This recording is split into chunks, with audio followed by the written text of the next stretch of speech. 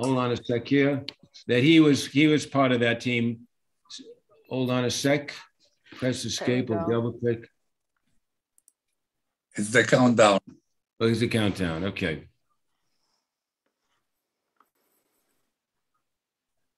You're live. Okay. We all set to go?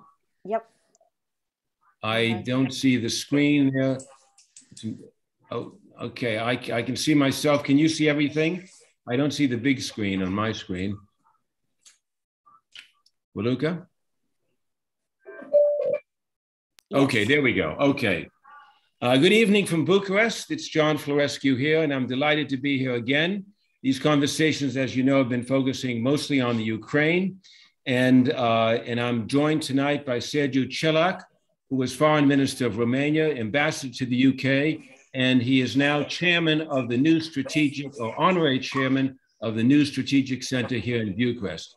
He has been an active diplomat and an engaged participant in the diplomatic discussions in Europe with colleagues in London and Germany and France and in the United States as well. So if I may welcome you, Mr. Ambassador, and thank you for joining us. Thank you.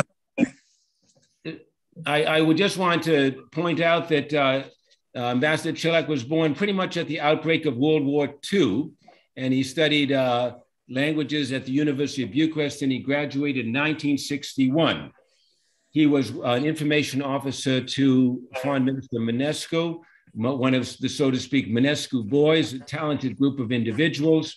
And as we all know, Foreign Minister Mănescu was President of the United Nations in 1967-68. He was also at the Foreign Ministry. He was a note taker and translator for a number of presidents and prime ministers, including Gheorghiu Dej, Nicolae Ceausescu, Ioan Gheorghiu Maurer, and later also an advisor to Emil Constantinescu when he was president. As such, he was a translator with many key individuals, including President Nixon, President Carter, President Ford, President Khrushchev, Brezhnev, Henry Kissinger, and even Queen Elizabeth. And if you watched your video as well, you would have seen him in the carriage at Buckingham Palace.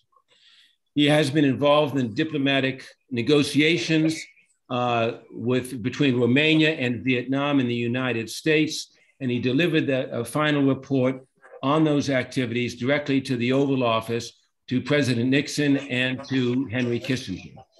He has also had extensive dealings with Secretary Jim Baker when he was Secretary of State. In fact, we're going to talk a little bit about that. So with that long introduction, I hope all accurate, I want to welcome you and turn to the first question, which has to do, why don't we start with the scene, the war as it is right now.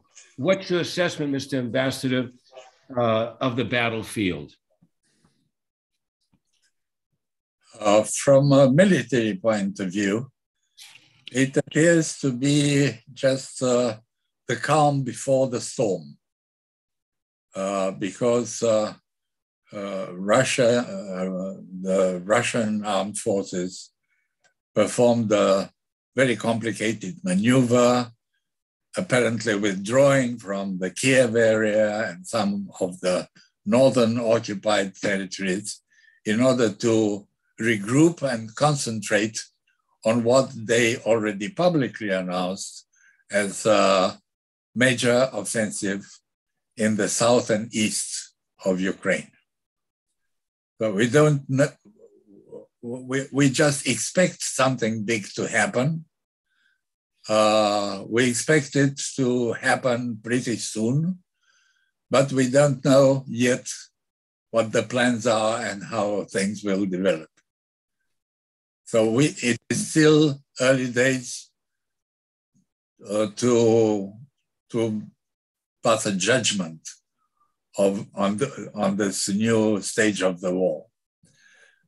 In the meantime, the shelling and bombing of Kiev and other major cities has continued, with a growing number of victims mainly from the civilian population.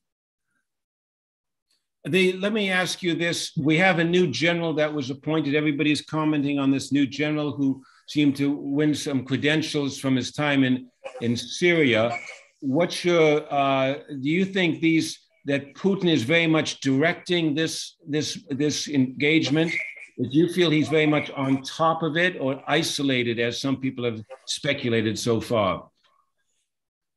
I think General Dvornikov, who used to be the commander-in-chief of the southern district of Russia, has a pretty good reputation as a military man, as a soldier, in the sense that he doesn't make many mistakes.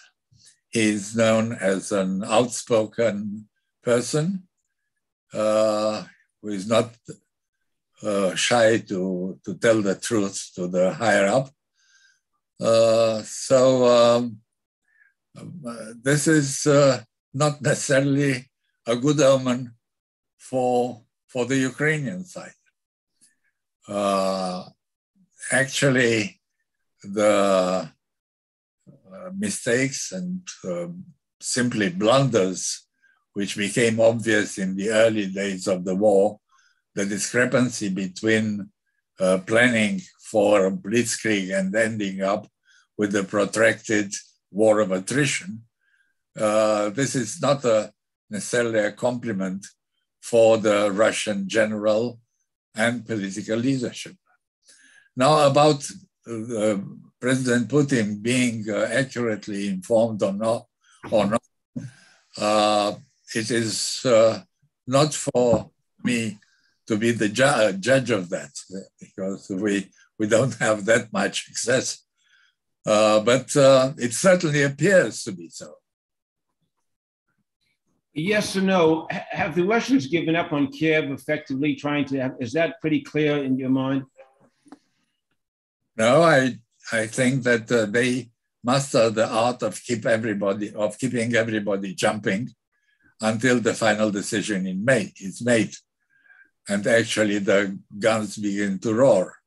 So it's early days, I can't say, but they have certainly the possibility, and they have the maps, and they have explored the terrain to return to the siege of Kiev if President Putin feels like it. And so in terms of trying to keep all options open, I guess they haven't either given up on the option of trying to remove Zelensky himself. This is a tall order. I think that we have all learned no longer to be surprised when it comes to Ukraine. The first surprise was the staunch resistance put up by the Ukrainians from day one. Nobody expected that. Not in the West, and certainly not in Moscow. So this one was one of the big surprises. The second surprise was the unusually stark ignorance of the facts on the ground, planning faults, logistical mistakes, which a schoolboy couldn't have made. And the third surprise was the unexpectedly quick and solid unity of the West as a whole. And I don't mean only the transatlantic link between Europe and the United States, but we also have Japan on board. We have Australia.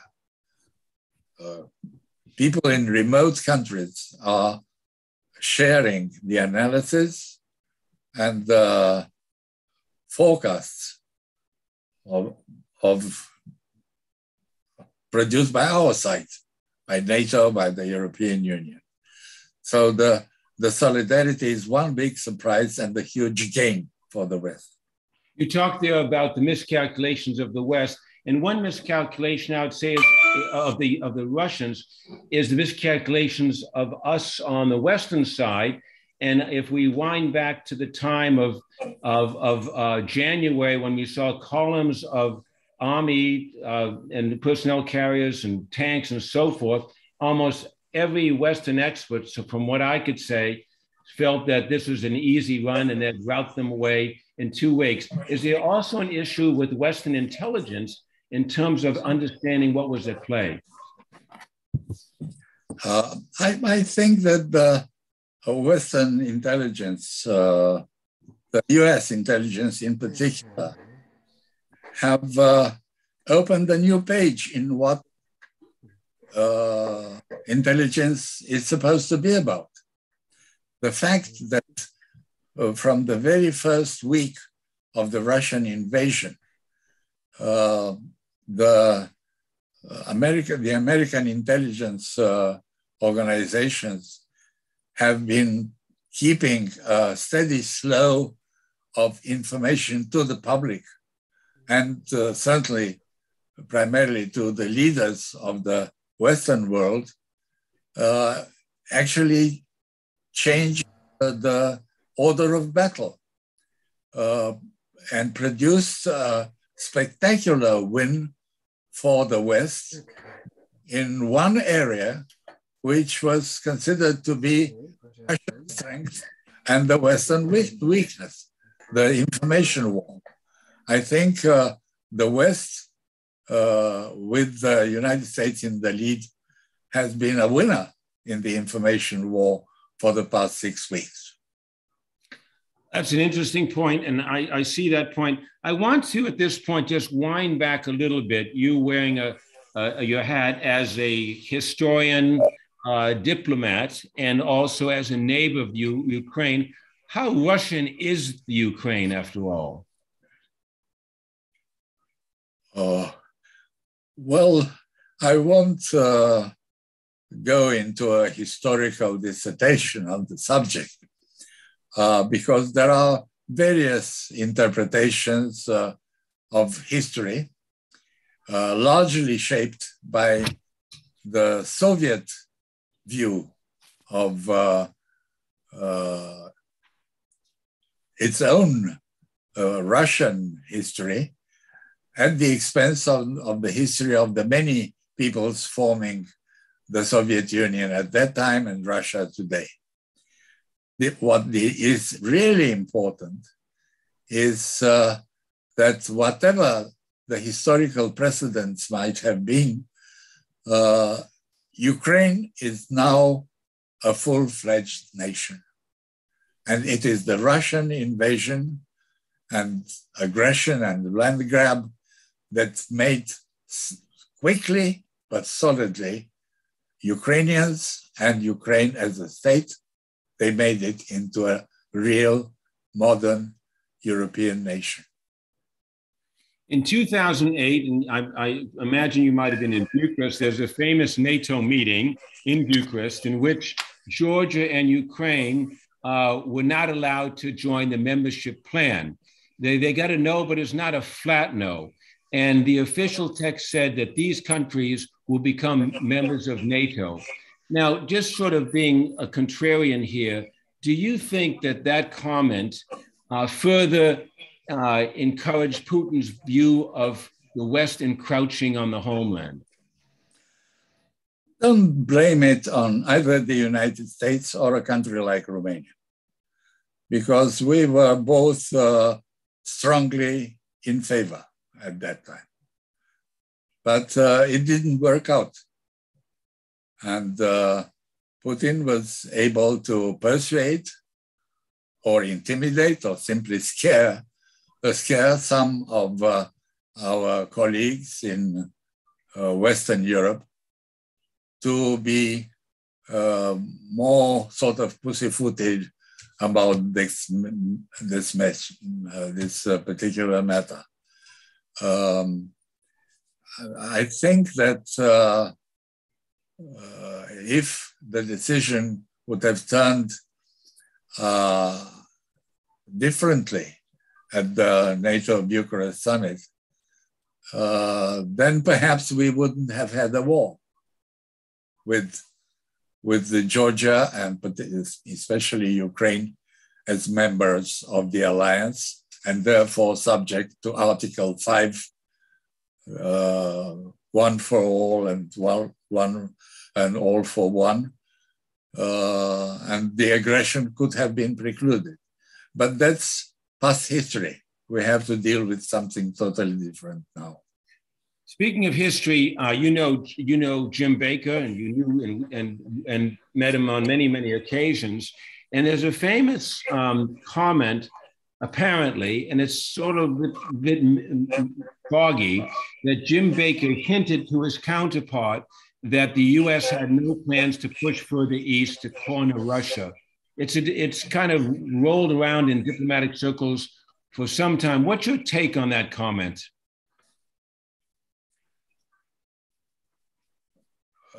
Well, I'm not familiar. It may have been some diplomatic gossip. Yeah. We are great gossips, the diplomats.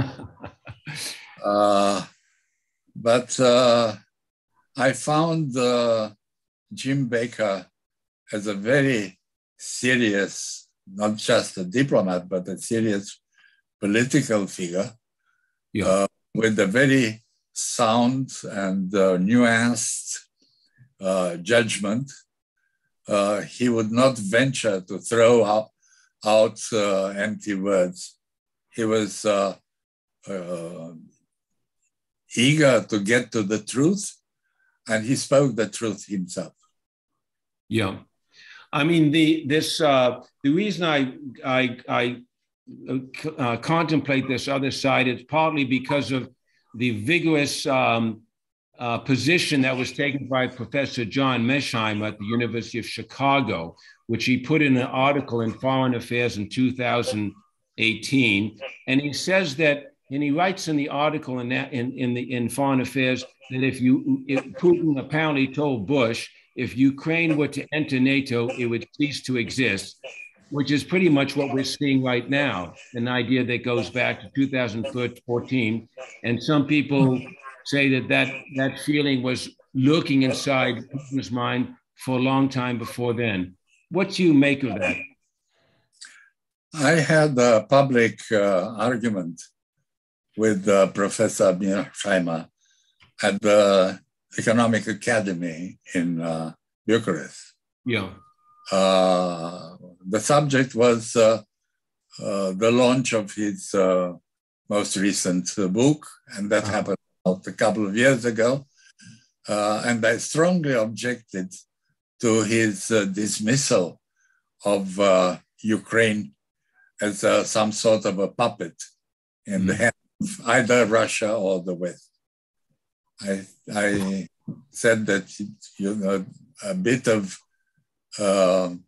respect is due to any nation, but to the Ukrainians especially, because of their determination to be themselves and to fight for it.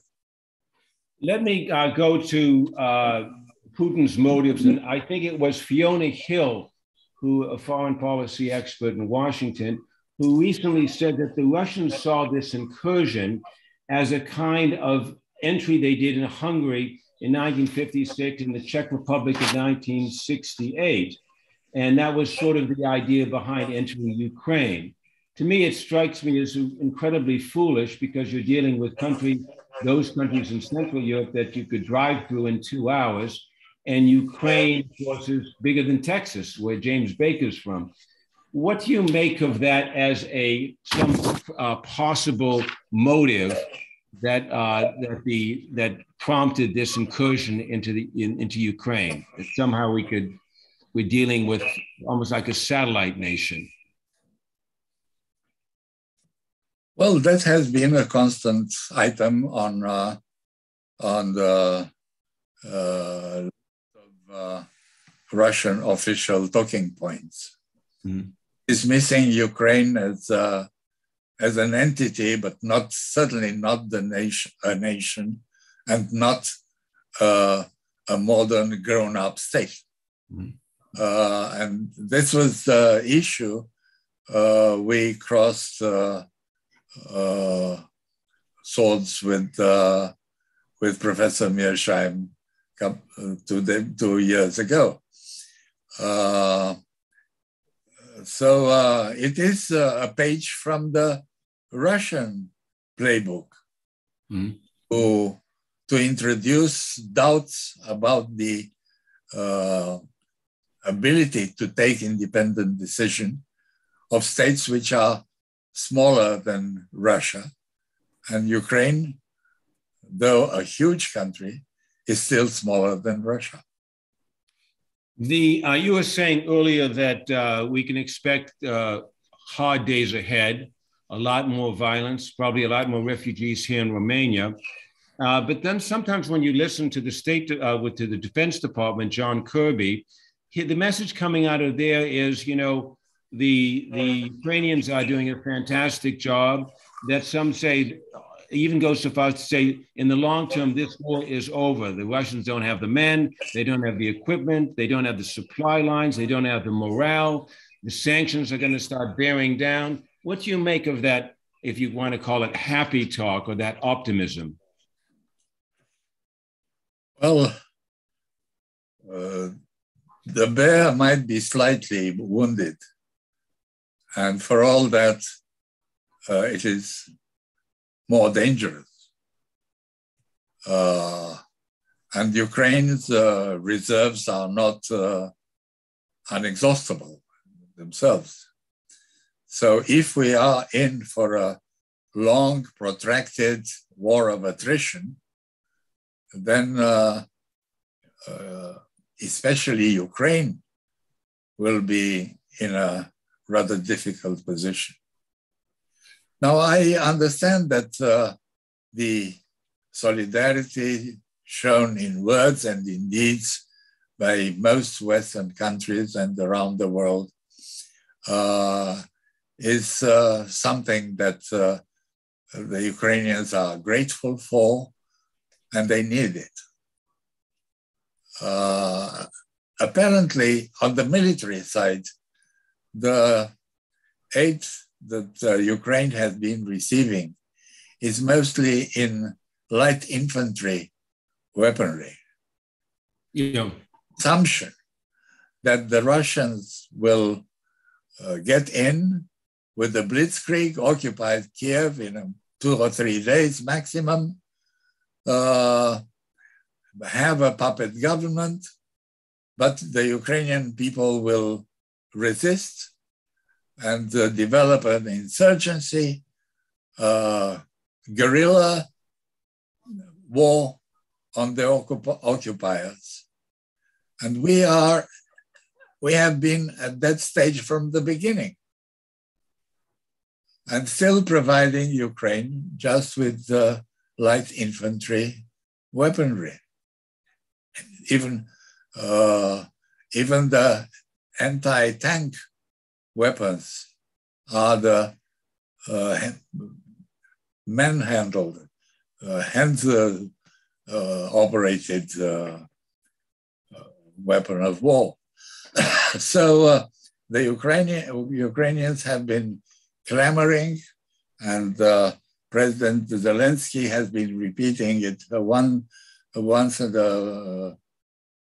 and again, that they needed heavier stuff in order to be able to face the Russian extensive use now of aviation for bombing cities in particular, heavy howitzers,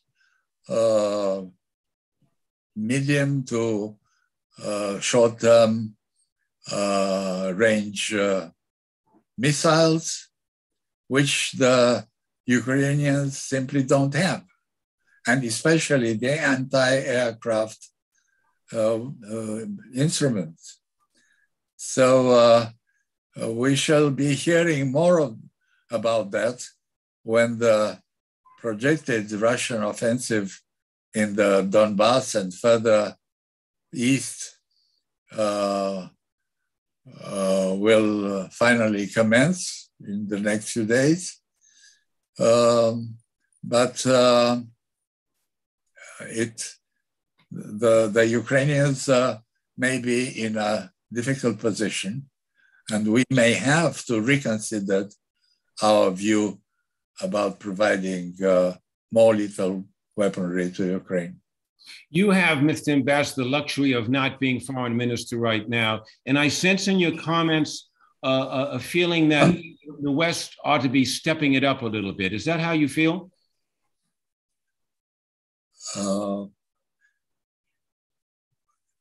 Well, I feel a sense of loss and disappointment at the fact that the economic sanctions, which are the main instrument in the hands of the United States and the West in general, have a tendency to work and to show their impact in time. And that time the Ukrainians simply don't have. Yeah. That's my worry and my pain. Yeah. The new next door neighbor in the apartment block where I live is a Ukrainian young mother with her charming boy of about 4 or 5. And all they want is to go home, to return. This kind of refugees is totally new in the European experience. And we have had a wave in 2015-16 in Europe, almost overwhelming. Now the wave is 4 times larger. And most of these people just simply want to go home, even if they know that their house has been destroyed or badly damaged. This is the strength the Ukrainians have taught us something about. Yes, I mean, in a way, the Eastern European countries have looked to the West at different moments, and at different moments have been disappointed. Obviously, at Yalta, obviously during the Hungarian revolt of 1956, where certain indications were given. And I get a feeling that there's a bit of that in the air here, that it's a bit of a failure of nerve. So since we're not playing big time with you, since we're not going in, with all the materials that the Ukrainians need, there must be a sense of the Western leaders have a failure of nerve to some extent. Is that overstating it? I think it is overstated.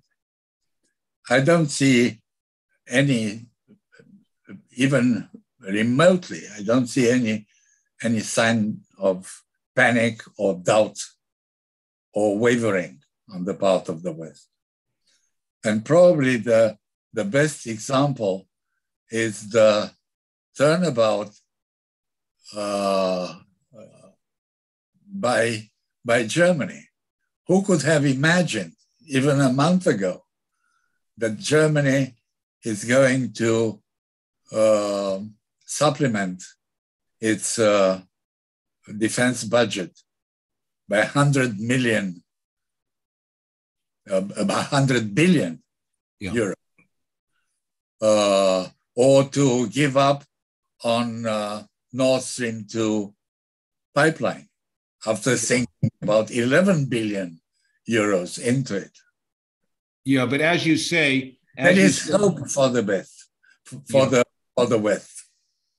But going back to the point you were making is that all this may be too late. I mean, we know that the receipts from natural gas, I have the figure here somewhere, is a fantastic $314 billion expected this year. Well, that much pretty much must blunt the sanctions. You're saying the sanctions will take a while to kick in. Well, even if while they're kicking in, the Russians are going to the bank collecting on that, on those revenues.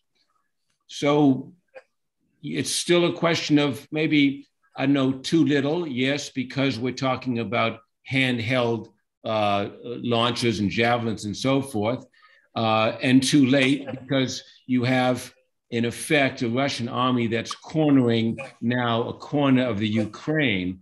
So it may turn out in this very interesting chess game that the Russians have a stronger hand than we suspect.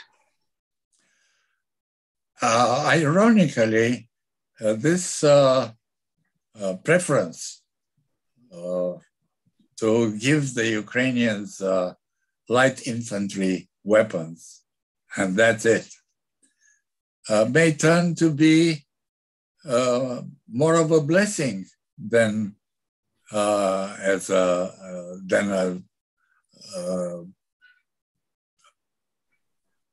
lack of sympathetic response.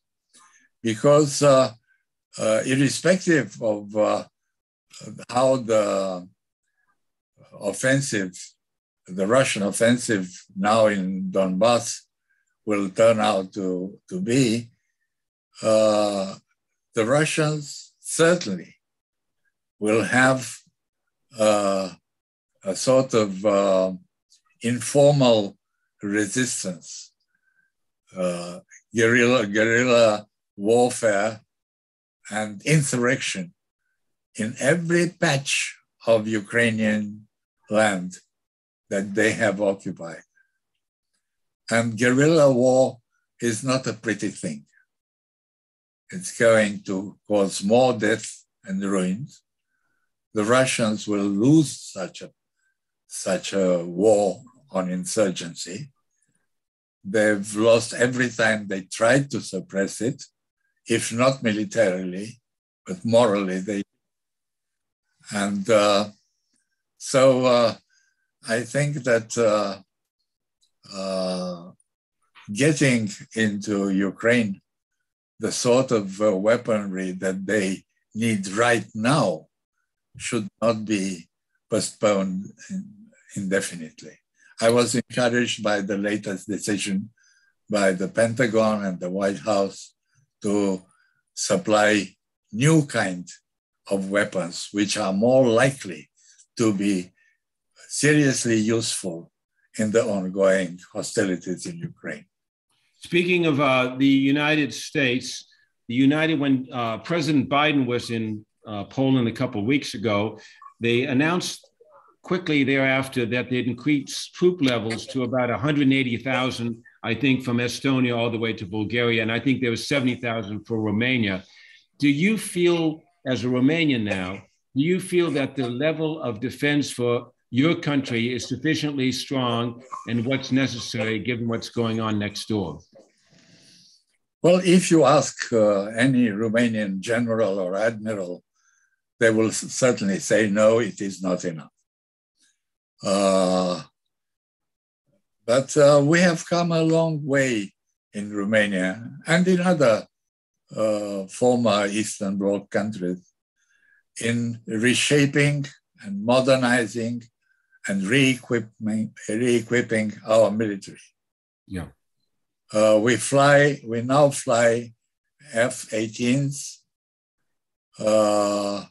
and we are planning to buy F-35s. We are co-producing with General Dynamics modern, state-of-the-art armored fighting vehicle. Yep. We have Patriot missiles. We have an Aegis on-shore battery, very modern anti-missile weapon. The training is normal. if you talk to a Romanian officer and even to some Romanian soldiers, you'll be surprised to find out that they speak English. Yeah. So we are in a much better shape defense-wise than we were even 2 or 3 years ago. NATO membership has helped a lot. Tell me, a few weeks ago, you in Bucharest, I was in Bucharest, there was a palpable unease about what could happen in this war, maybe 5, 6 weeks ago, a certain fear. And many Romanians I know were thinking of leaving the country, driving west. What was safer? Was it Turkey? Was it Greece? Was it go straight for Spain? Do you think that that unease has abated somewhat, that it's lessened somewhat in the last 4 weeks?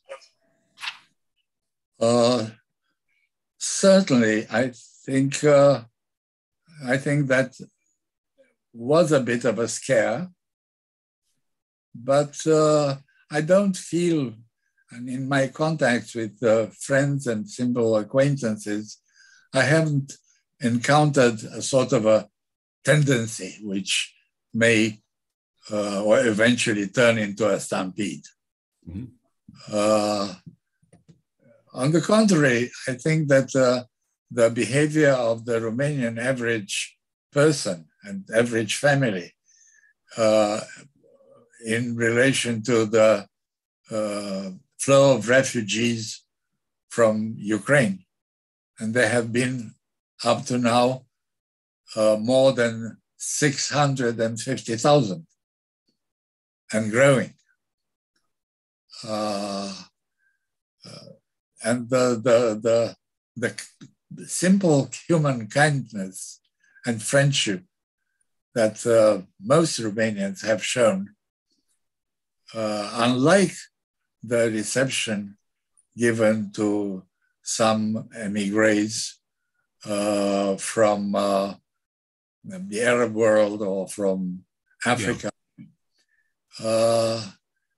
is mainly due not to a certain affinity between, say, Romanians and Ukrainians, but rather to a feeling of admiration and respect to the towards the kind of resistance and rebuff and simply human courage that the Ukrainians have shown so far and are likely to show in the future too. I think that's very true. I've been to 2 border points, and when you see these coming over the bridge in Sighet or coming over the barge near Tulcea, you have hundreds of Romanians with baskets, with food, with all kinds of things, and it shows the large heart the Romanians have. I want to turn back now to Putin. Do you think Putin, giving in mind what you said, is more fearful of NATO forces or the sanctions right now? What preoccupies his mind? I don't think he fears some sort of NATO intervention. I think at least on that subject, there is perfect clarity on both sides, both with us in the West and with the Kremlin. They certainly don't want a clash, a kinetic encounter with NATO and all the power that NATO can wield. But I doubt that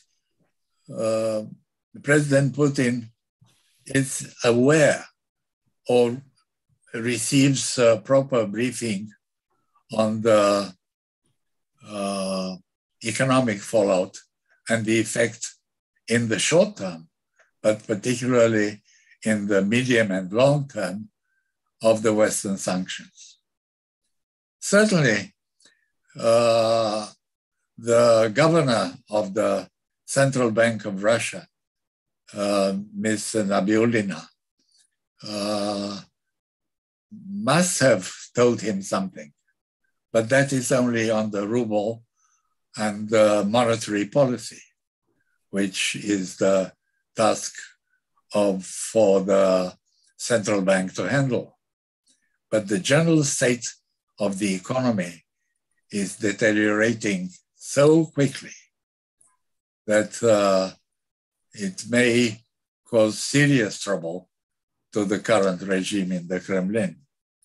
I don't want to exaggerate, to be too optimistic for our own good, but the sanctions are working, and the quicker the results are shown, the more likely will be a reaction against the wrong and irresponsible politics of the current Russian leadership.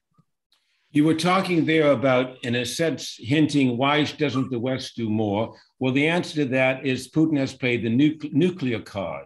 He's hinted, he raised it, and it reminds me of a book by Robert Greene called The 48 Lessons of Power, and it's chapter 7, lesson number 17, keep others in suspended terror, cultivate an air of unpredictability. Do you think that's what he's doing? I think he has been doing that all along, because that is part of his education at the KGB high school and GRU university.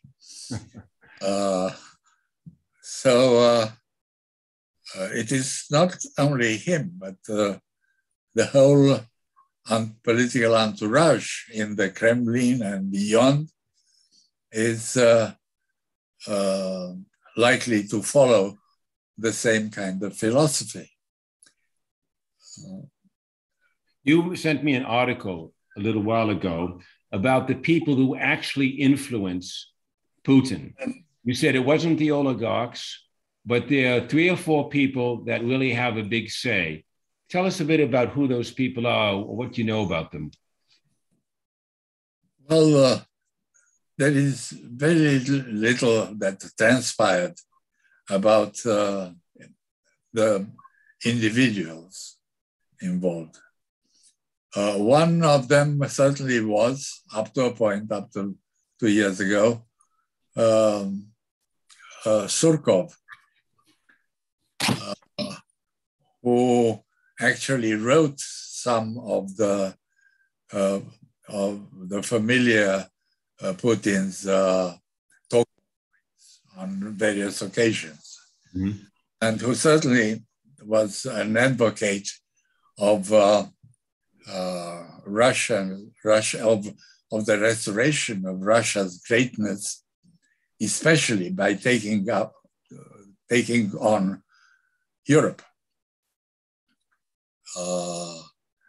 I don't think that President Putin's mind has changed on that particular subject since his Munich speech at the European Security Conference in Munich.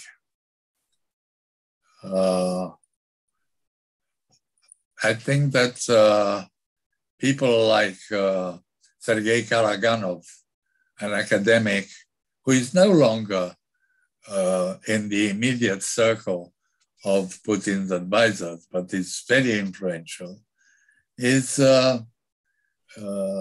sort of producing the intellectual and even philosophical explanations or deceptive analytical works for Putin's own private consumption. So those people are responsible. And the fact that now President Putin seems to turn on their intelligence services, at least on the federal security service, is a sign that the well-oiled machine that we have been used to in the past is beginning to sputter. Going back to the nuclear card, do you think had he not played that card that the West would have gone in and stopped this invasion, that NATO would have stopped it if we didn't have this nuclear card on the table? I think that on the nuclear question, there is a lot of bluffing. Putin's finger is not the only one on the go button for a nuclear war. There are other responsible people, more responsible people, most likely in the highest military echelons, who really understand not just fear or have doubts about the possible nuclear disaster. But the military know what they are talking about. They know what a nuclear catastrophe can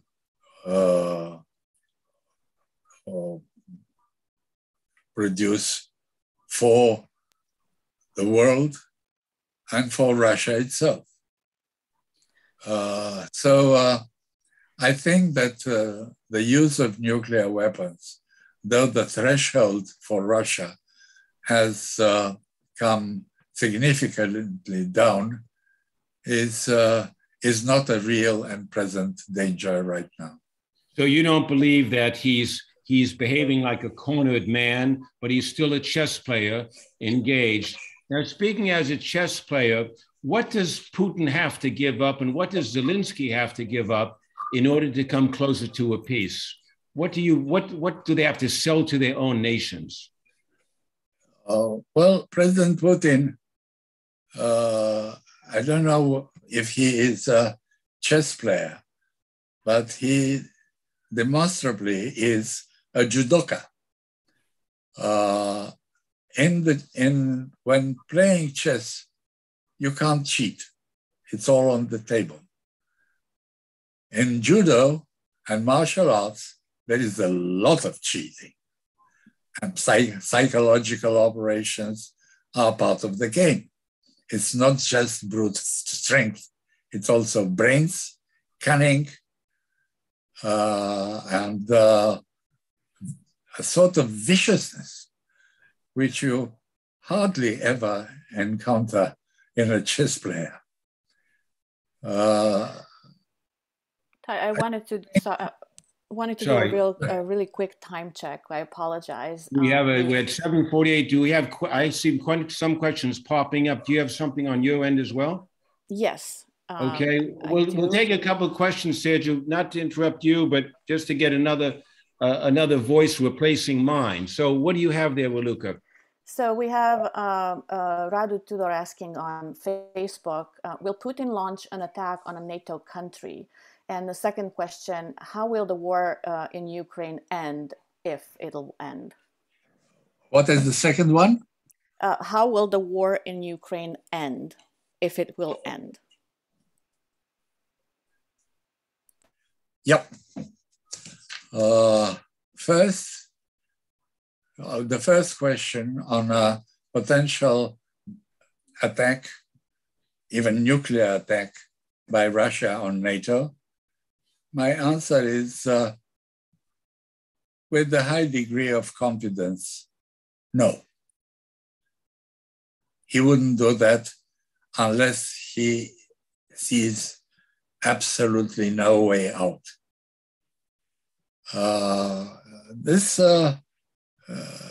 This question evokes an interesting speculation about what President Putin personally and his entourage can sell to the Russian people as a victory. In the case of an overt attack by Russia against NATO or any NATO member, Putin knows well, regardless strongly his own disinformation is clouding his judgment, that he cannot win, that he would be beaten and destroyed. As to the end, so he won't use it. He won't attack NATO. But he would do a lot of pain and damage to countries like Ukraine and possibly Georgia and the Republic of Moldova and in other places.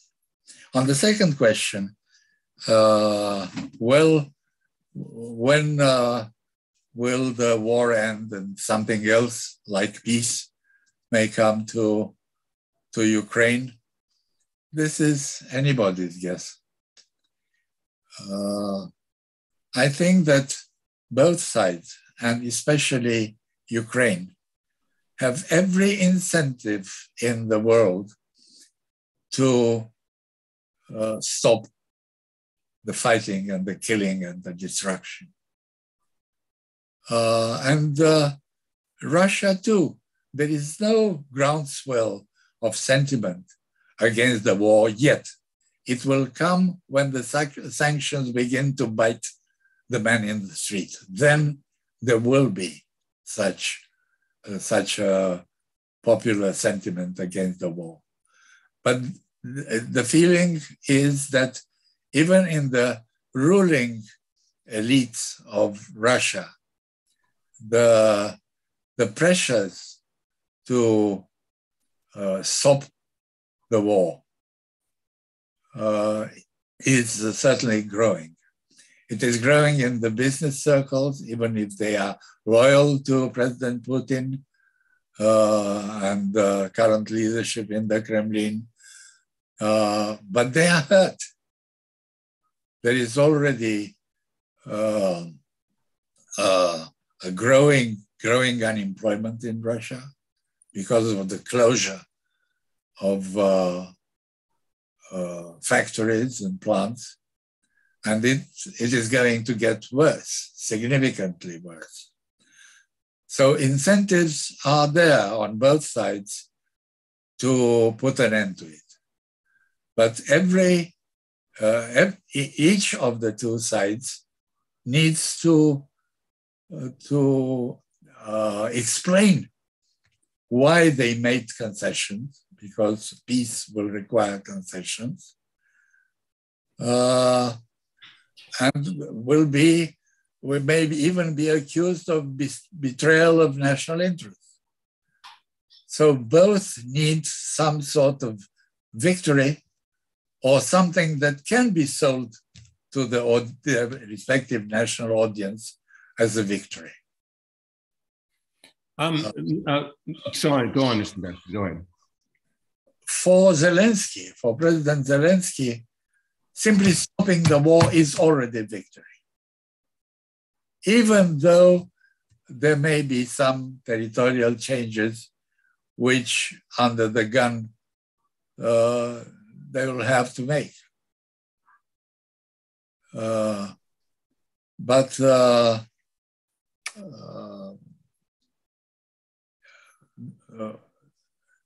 if there were a competition between who wants peace more, this is certainly Ukraine, because it is badly hurt. But there is also some such sentiment growing in Russia as well. Another question you have there, look, I see them queuing up at the bottom. Yes, we have several questions, and I apologize if we can't get to all of them since we're about 5 minutes from the end of the meeting.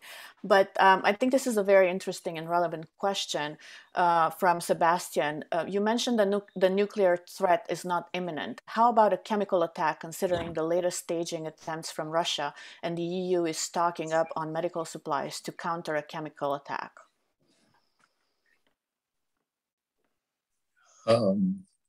I think that the use of chemical, biological, or radiological weapons is, for the moment, off the table.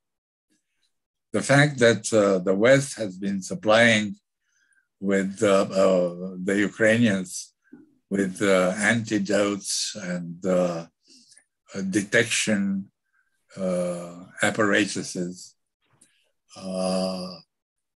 against chemical and biological and radiological weapons, all in the same, is a welcome precautionary measure just in case. But I think that the likelihood of actual use, battlefield use of any weapons of mass destruction is off the table. I may be naive about that.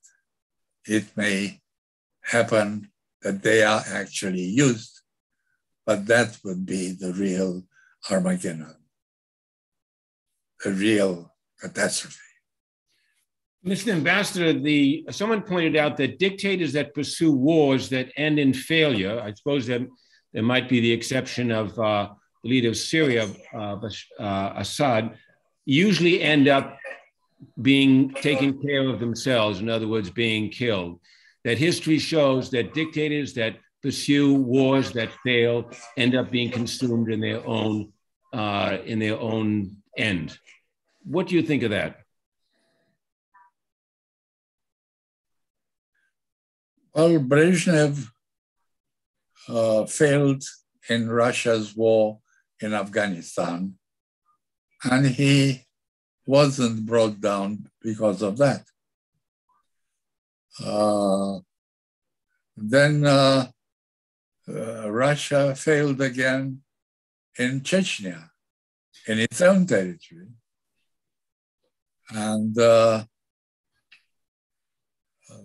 nothing really happened after disaster handling of that insurgency until Putin came up and quashed it in blood.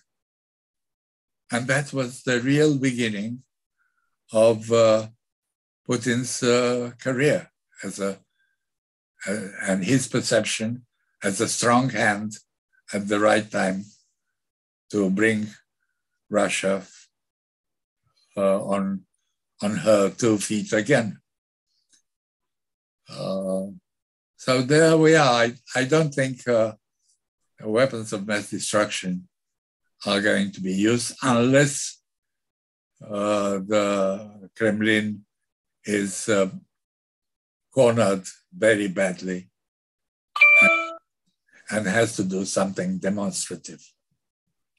Well, Luca, why don't you give us another question just in the last minute and we'll wrap it up. Okay. It's a little bit of a different question, but it's nevertheless very, relevant. The question is from Bogdan Lupash. How do you see a change in the geopolitical situation of Europe if President Macron will hypothetically lose a new term in France? Madame Le Pen in power. We still have 2 weeks to make sure what happens in the French presidency. But the odds and most opinion polls indicate a clear win for President Macron in the second round. So I won't worry about that too much. If it doesn't happen, we shall worry then when it happens. Mr. So, on a out of left field question, which I think is actually relevant, given what we've heard in the internal discussions in France and Mrs. Le Pen's views, we'll have to end it there. I don't think I got to half my questions. Unfortunately, we should have made it a 2-hour session, but I want to thank you for a very interesting discourse on this subject. And to those people who didn't get to their questions in, thank you for calling in, and thank you for joining us over this hour. Thank you for having me. And I beg those who didn't manage to have their question answered to forgive me. So long. Thank you very much.